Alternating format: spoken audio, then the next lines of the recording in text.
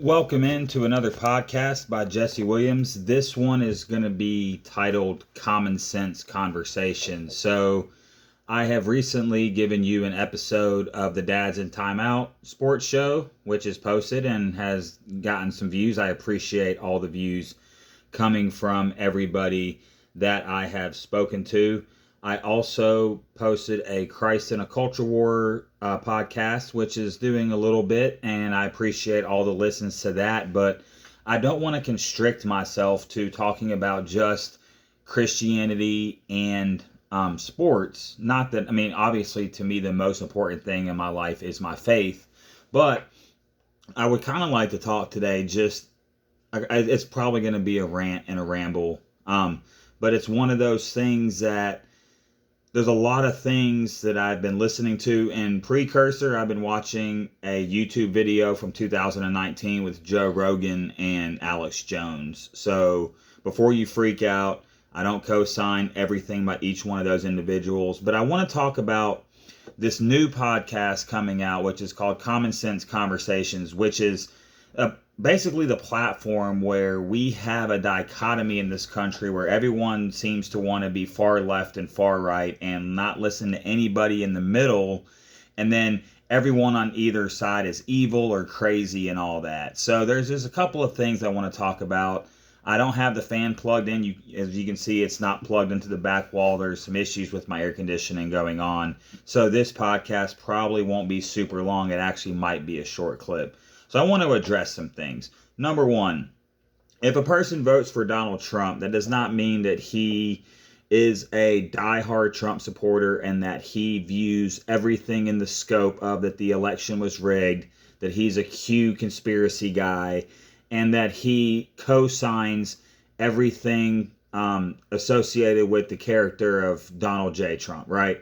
So, little background on me. In 2016, when Trump ran for president, I did not vote for Trump. I did not like his character. I didn't like the fact that he was kind of doing the same thing that Bernie Sanders was doing, in the fact that they were giving all these ideas, but they weren't giving us any practical application on how these things were going to be implemented if they got elected. So Bernie Sanders was all on like the free college and the capitalism is bad, and then Trump was all on, we're going to build a wall and I'm going to hire the greatest people and this, that, and the other.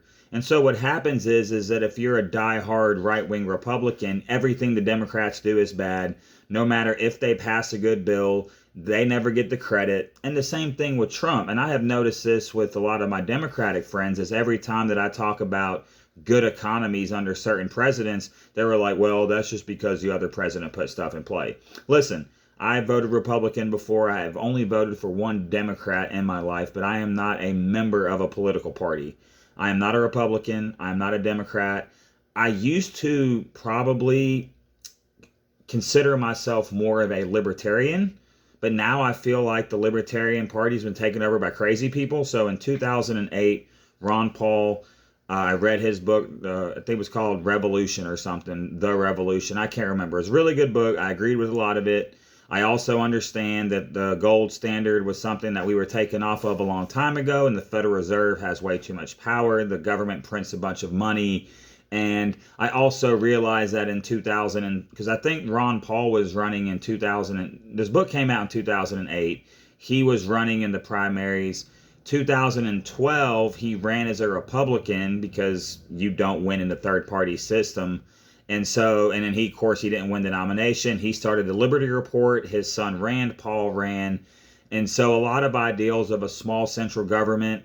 And here's the thing, it's interesting because as a Christian, I've fallen to a weird category of what do I do with my moral and Christian value beliefs, and what do I do with the fact that I think that the government should be involved in very little amounts of things, and when that comes to making laws against things that I might think are harmful. Like, for example, the Libertarian Party now, a lot of people, and I'm not speaking for all libertarians here, but I think that a lot of libertarians that I come across, like, we should just legalize all the drugs. And if you haven't been around drug addicts and you haven't seen the crime and the desperation of someone who is addicted to a narcotic, such as heroin, crack cocaine, but really like methamphetamines is the big one. And so I live in Southwest Arkansas. I'm an hour away from the Texas border. I'm 30 minutes from Oklahoma. This town has a population of like 6,500 people. There's a lot of dope heads here, right? And I feel bad for them. But if you've never been around actual drug addicts, because this is the problem that I get from a lot of people. They're like, well, as a Christian, you're supposed to help out the homeless. I agree.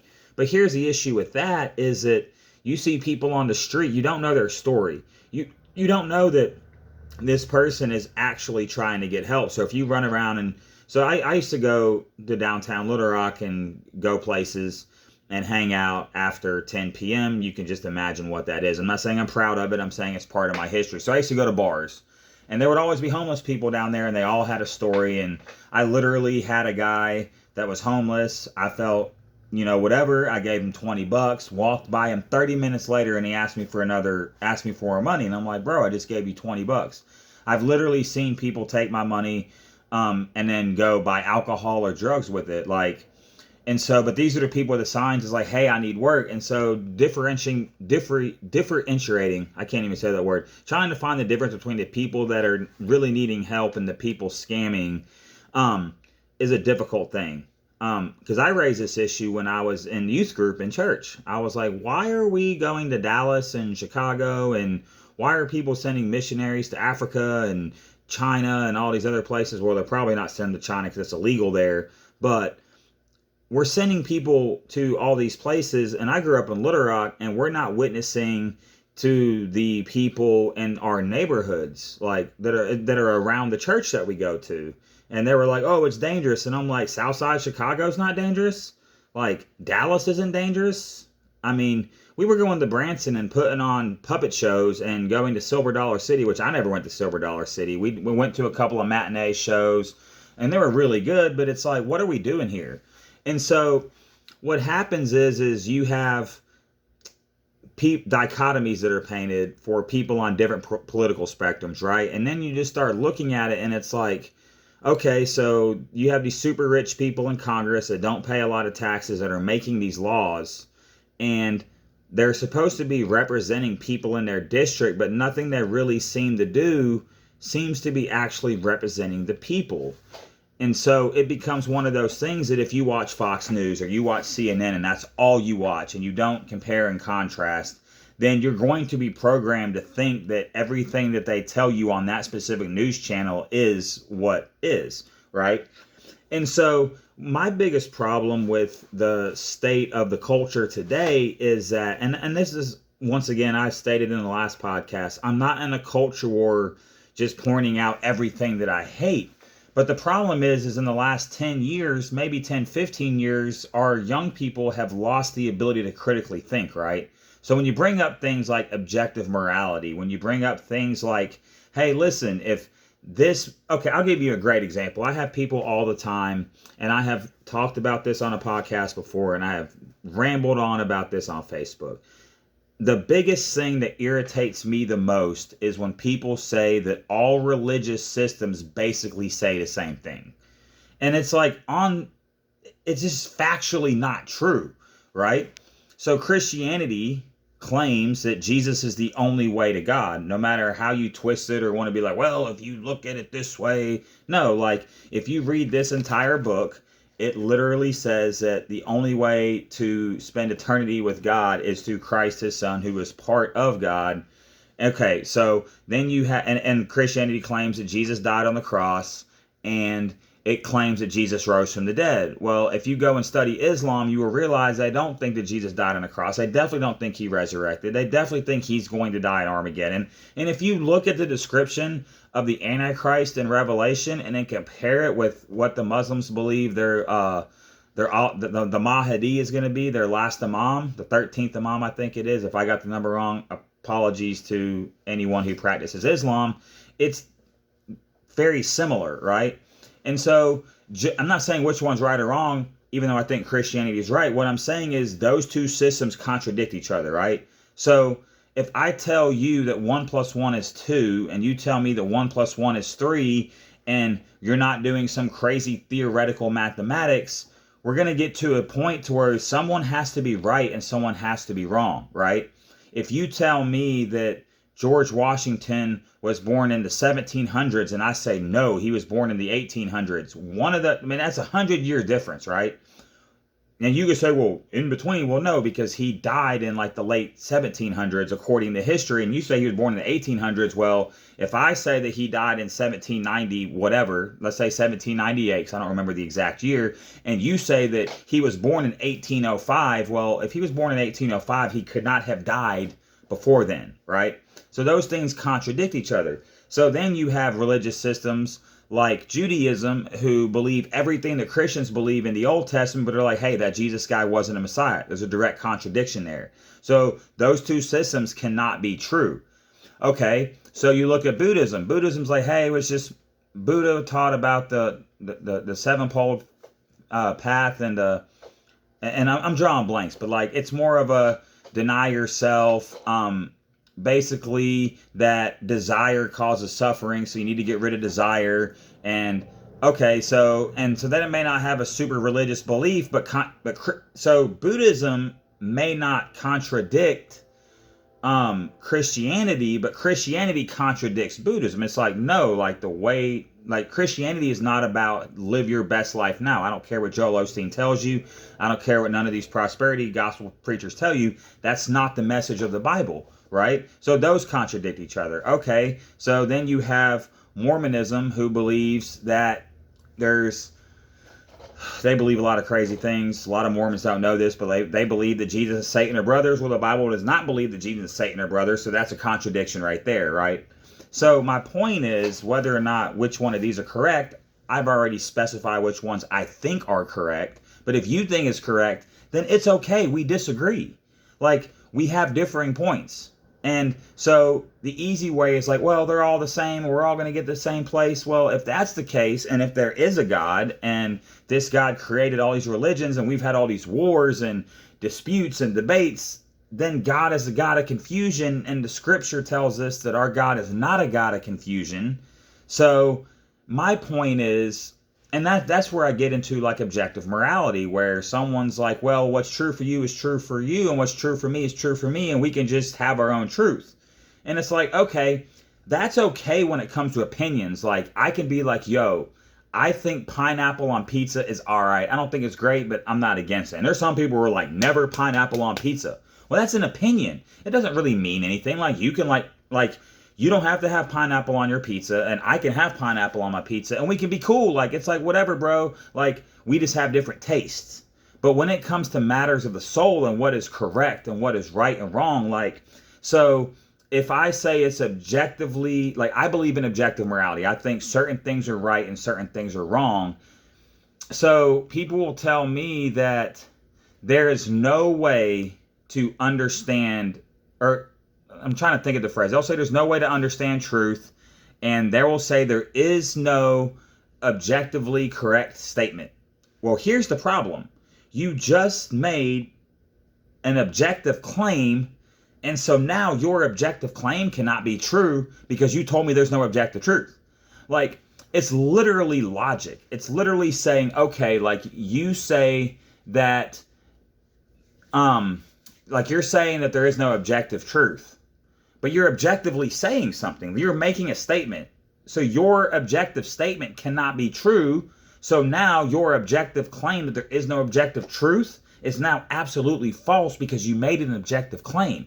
It's really simple. But here's what happens. A lot of young people, and I've noticed this in young people, where, and I don't want to hate on young people because I was young and I hated when they hated on us, but it's something I've noticed within the 2020s, or I guess we're only in 2022, so really in the late 2010s, where like when you point that out to them, they just jump to another argument, right? So if there's no way to know truth, then whatever you tell me, so if you tell me that there's no way to know truth, then I'm going to say, well, there's no way to know that the statement that there's no way to know truth is true, because you just said there's no way to know truth. So like you literally just smoked your whole entire argument. And that's what I want to do. Like, I see a lot of memes get posted, and I see a lot of people just post things on the internet, and it's like, did you think about what you said when you said it? So I think as a country, and I don't know what goes on in other countries. The countries I've been to, they're too busy trying to survive to have these conversations about. And that's another thing, man. Like all these identity politics, right? And identity, gender, and all this. It's social media has made the individual feel like that they're the center of the universe. So on the last Christ and Culture podcast, I talked about how a lot of these new pastors make you the hero of the story. And they make you feel like that the Bible's about you, the story's about you, you're David and in the David and Goliath story, and you're Elijah and you're Moses in the burning bush and you're the thief on the cross. And it's like that's not how it is. But social media has made it seem like because people get followers, and I have 2,700 followers on Twitter. And people might like what I say, but social media has taken a world that was designed by God to worship the Creator to everything is about me. There was this one pastor I was watching a video on, I can't remember his name. I had never actually heard of him before, but he went through all the slogans of all like these brands like Nike, Just Do It. And what you will find is all these brands are about you being the individual, you being the hero. Like probably like first off, they're using it to sell a product, right? But they're looking at it as like it's all about you. And so if I walk up to somebody, I'm like, hey ma'am, how are you doing? It's like, I don't identify as that. And I'm like, okay, cool. Like you have the right to do that, but now you're expecting the rest of the world to know what you identify as. Now, if you're cool about it, cool. Like, I have no problem calling you by whatever pronoun, like, whatever, like, but there's so many of them now, and it's like, how do I keep it all straight? Like, do I need to write down a list? Like, but it's the thing is, like, we have made it as a society that we think that everybody should cater to our every single needs. There's billions of people on the planet with millions and billions of jobs that have families, that have jobs, that have careers and hobbies. And we just think that it's everyone else's prerogative to understand what my every single want is. So it's crazy because I don't understand where this started, where it's like, and maybe it started with bad parenting, where it's like, hey, like I do think that you should tell your kids that they are special. I do think that. I do think that everyone has intrinsic value, but if you think that if you think the rest of the world has time to figure out everything that like the importance of everything that you think, like now in my friend groups, like I like to figure out what people think and what people need, but how am I supposed to know by looking at you what you think and what you believe and what your desires and wants are? It's taken this entire world that honestly could work as a collective and is individualized it so much to the point that everyone's an individual. We've lost national identity, we've lost spiritual identity, where it's almost weird because it's so individualistic, but it's also groupthink. So you think you're individualistic, but all y'all are under an umbrella of a group, so you're really not an individual at all, you're just following a trend. You're following that, and that's why the same people watch the same videos, they watch the same movies. They all, like, you have all these people on the right and they all speak the same rhetoric. It's almost like somebody planted something in their brain. And same thing with the people on the left. They're all like, oh, well, I heard about this and this is how we thought. And CNN and Fox told me to tell me how to think. Like, what if I'm just a person that's multifaceted and say, you know what, there are some things on the right that I like. There's some things on the left that I like. There's a lot of things on the left that I dislike. And there's a lot of things on the right that I dislike. But if I'm in the center, then, so like I lean more right than left, then all of my right-wing friends are like, you're just sitting on the fence. And it's like, bro, like, listen, I can make a decision. I can tell you value for value what I believe in. And I will stand on those beliefs. Christianity being the main one. Like killing babies is wrong, in my opinion. Not telling you how to live your life. Murdering people is wrong. People that are making billions of dollars not paying taxes is wrong. But that doesn't mean we just get rid of capitalism, we reform it. Because a lot of people they don't read history, because we talked about in the previous podcast, they don't even believe in history. So when you tell them about the history of communism and they think that's the governmental system that we should go to, it's like, do you know how that ends every single time? Like literally. Now, I'm not talking socialism, but here's the thing. Like, I literally believe that I work in security, we'll say that, and I make a certain amount of money. I think that a guy that does open heart surgery should get paid more than me. I am sorry, I think his job's more important. I also think that, and I had a buddy tell me this the other day, and it's like, it's the whole raise the minimum wage crowd. And they're like, we need to raise the minimum wage so people can support themselves. And I'm like, we literally live in a country where you can go get a different job if the jobs are available. And they're like, oh, well, people in these circumstances. And it's like, my biggest thing in life is personal accountability. Like, I'm not saying it's hard. I'm not saying it's not hard to get a better job. But if I'm 16 and I go back, so I got my first job at 17, and I'm in the position I am for the most part because of choices I have made. So I'm not in the best financial situation in the world. So much for my white privilege. My dad runs his own business. I didn't run and go get a job from him. My dad probably wouldn't hire me because I'm not a businessman, which is fine. I love my pops. But like now I'm making $10 more an hour than I was 20 years ago. That's not great. I'm not proud of that, but like, is it because I didn't have the opportunity? No, it's choices that I've made. It's choices. Like, I joined the military. There were reasons why, some my fault, some the Army's fault, why I didn't get promoted as fast between certain ranks. But I'm at least willing to acknowledge part of that was stuff that I did or did not do. Some of the choices in my professional life are, I worked at the same restaurant for 9 years and I didn't want to go work in the kitchen. Whose fault is that? That's on me. I can take personal responsibility for that. Now, I also lived in a town where there weren't a whole lot of job opportunities, but this idea that it's somehow the government's job to support your family, like, listen, I'm going to be frank. The government did not make you have 8 children or 4 children or 2 children. The government is not responsible for the fact that I didn't use protection and that I have a son. Like, that's not the government's fault. It is not their job to support that. If you think minimum wage is still too low in 2022, I'm not even arguing that it's not. But the solution to me is not just to raise the minimum wage for every single person in the country. Because, okay, so let's say you work at McDonald's, and trust me, I go to fast food places all the time. They get orders wrong. A lot of the people in there are, let's be real, okay? If you've ever worked in fast food or in a restaurant, you know that you've worked with potheads, you've worked with drunks, you worked with people who've shown up late, don't show up to work, people who literally call in so they can smoke weed all day. I'm not saying that is everybody in fast food, but those people exist. So because that person, let's call this individual Todd, because I literally don't know a single person named Todd. So Todd works at McDonald's, and Todd starts out at McDonald's at 17. Todd graduates. Actually, Todd doesn't graduate from high school. Todd's white. We'll just use him so you can't say it's the system's fault. So Todd's white. Todd comes from a upper middle class family. And Todd graduates high school, and Todd works at McDonald's, and Todd likes to smoke weed. And so Todd goes to work, and he gives minimal effort, and then Todd smokes weed every single day. And now, but if you talk to Todd, Todd's a really bright guy, right? And Todd is smart, but he likes to smoke weed all day. And I'm not saying marijuana is right or wrong, but smoking weed all day can be detrimental. And then Todd's 24, and Todd works at Taco Bell.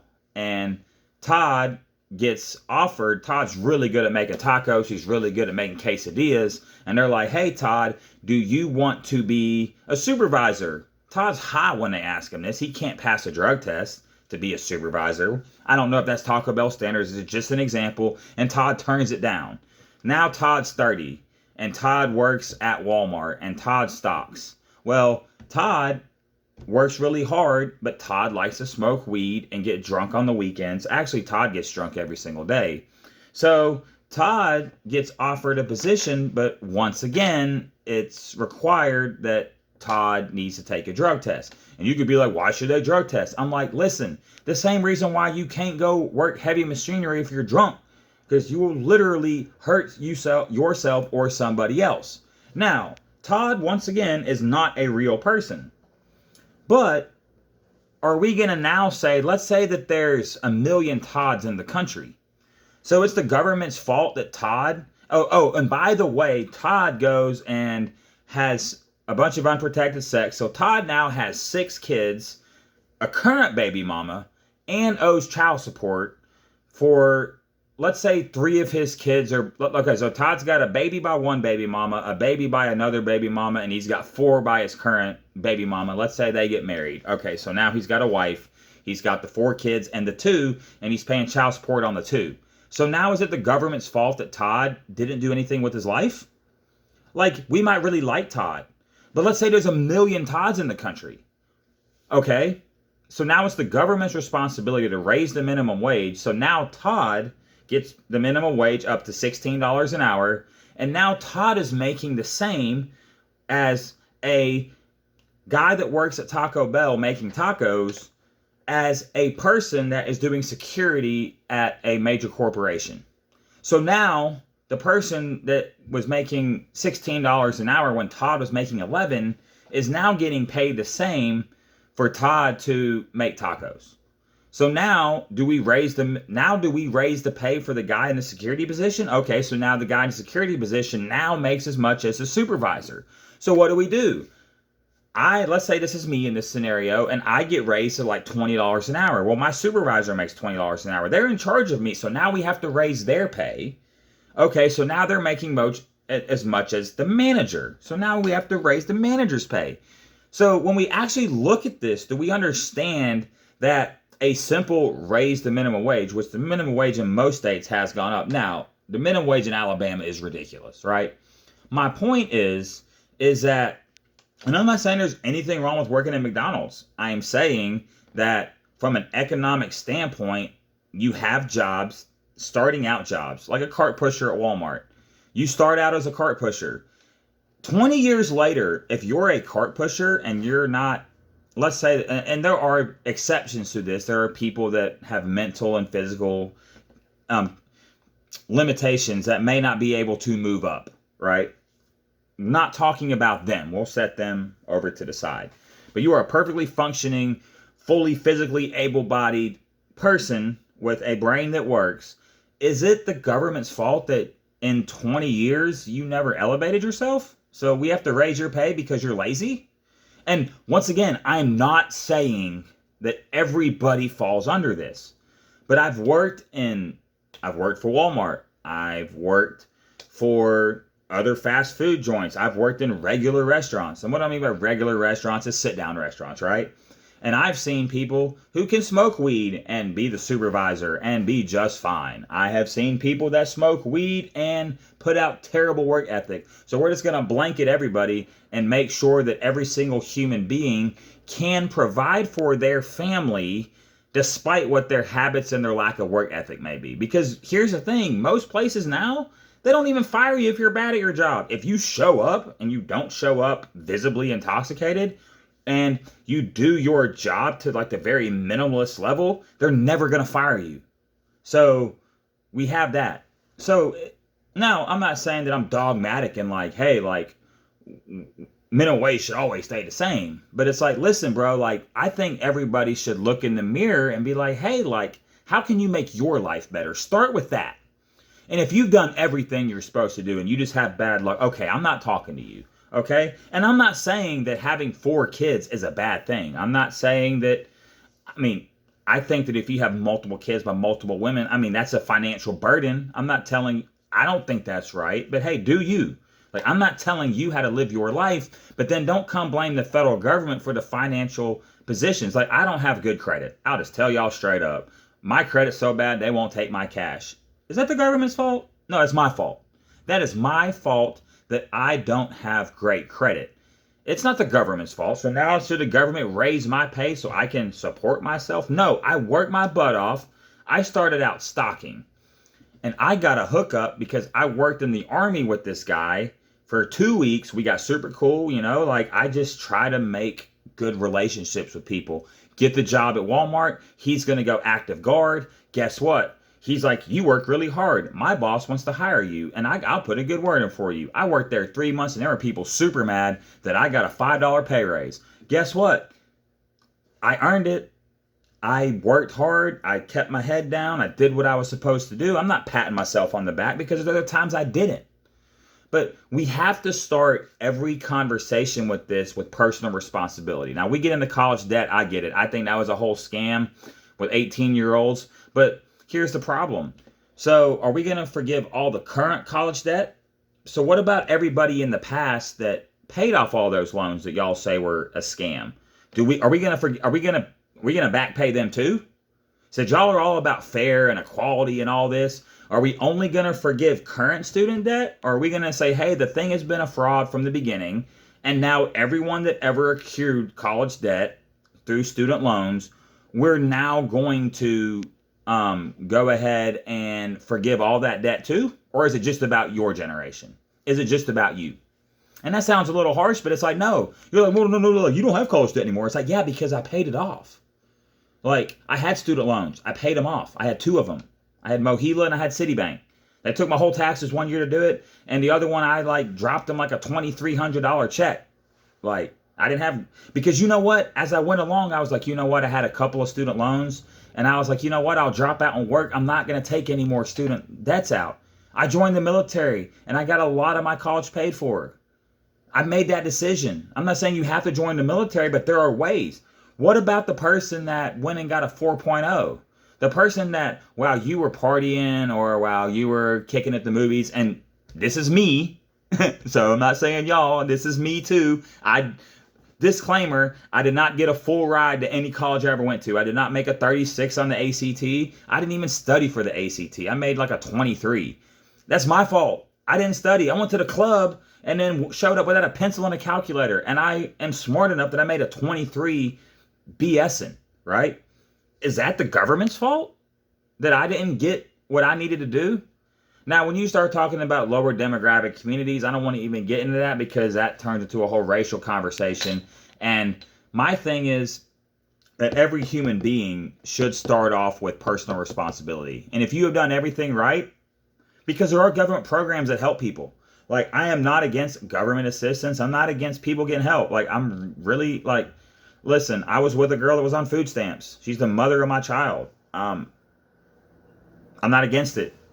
There are systems in place, but I think that a lot of people just treat every situation like they're the victim and it's the government's responsibility to bail everybody out. Like, I'm not saying this is everybody, but I've known so many people. Like, I've known guys who sold drugs and never had a job in a small town, but they have $20,000 rims on a car. And they're like, I don't know why the police follow me. I'm like, bro, you walk like a drug dealer. You talk like a drug dealer. You are a drug dealer. You never had a job, but you always have money. I wonder where he gets money from. Oh, and they know where your mama lives. So, like, they know she ain't got money. So, like, they see people come in and out of your house at all hours of the day. They see your car there all day, so like they're like, there's 10,000 people in this town. We know that dude don't work. But they're profiling you because you're black. Like, or white. I know white guys like this too. They're profiling me because I wear a fitted hat. And I've been profiled in them all before. It sucks. It's wrong. But guess what? It all starts with personal responsibility. If we can start there, and then we can work through those issues. But if we can't start at personal responsibility, there's no conversation to be had. Last thing I want to get into is the media. Listen, guys, I am the media. I'm a podcaster, right? So everyone's always up in arms about the media said this and the media said that and the media is bad. And do I think there's bad media? Yes. Do I think there's also people who work for the media that are just trying to do their job? Yes. Listen, if you don't believe something that the media says, go and research it for yourself. Why are you so hell-bent on blaming the media for... Like, I hear this all the time is the media creates these narratives and now people are just believing this and they're pitting us against each other. Well, they can't pit us against each other if we don't let them. Stop listening to them. Turn off the TV. Turn off the news. Like, if you think that they're trying to pit the right versus the left and make us fight, which they are, that's true. But you don't have to be a part of that. Personal responsibility. Why is everything someone else's fault? Why is it someone else's fault that you buy everything that Fox News says? You buy everything that CNN or MSNBC or CBS or NBC or CNBC or name the BC that you want to add or the BS or whatever channel, BBC, any of that. Like, you listen to it. you consume it, and now it's someone else's fault that we're being divided and everything's a conspiracy and nothing is true and we never went to the moon and George Washington never existed and they created this country to keep people down. And it's like, personal responsibility, my guys. I could go on for hours, but I'm sweating. It's hot. I just kind of wanted to rant on some things that maybe more people might care about. I'm still doing the Dads in Timeout sports show. That's not going anywhere. The Christ in a Culture War podcast, though it might get a name tweak, is not going anywhere. And Common Sense Conversation, this new podcast, I don't know. This might be a one-time episode. Depending on how y'all react, I might drop another one. But this has been a Common Sense Conversation podcast. I'm your host, Jesse Williams. Y'all have a great day. God bless. Personal responsibility, everybody. And feel free to comment. Y'all have a great day.